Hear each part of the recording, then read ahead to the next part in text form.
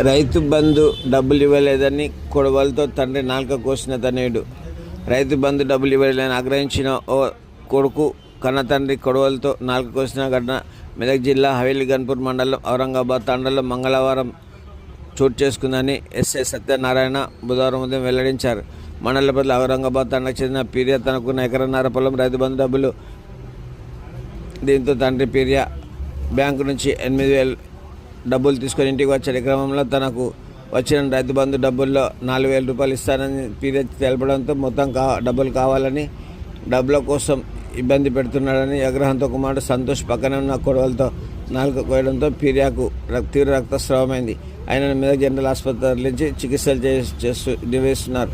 కుటుంబ సభ్యుల ఫిర్యాదు మేరకు కేసు నమోదు చేసుకుని దర్యాప్తు చేస్తున్నట్లు హవేలీ గన్పూర్ ఎస్ఐ సత్యనారాయణ తెలిపారు.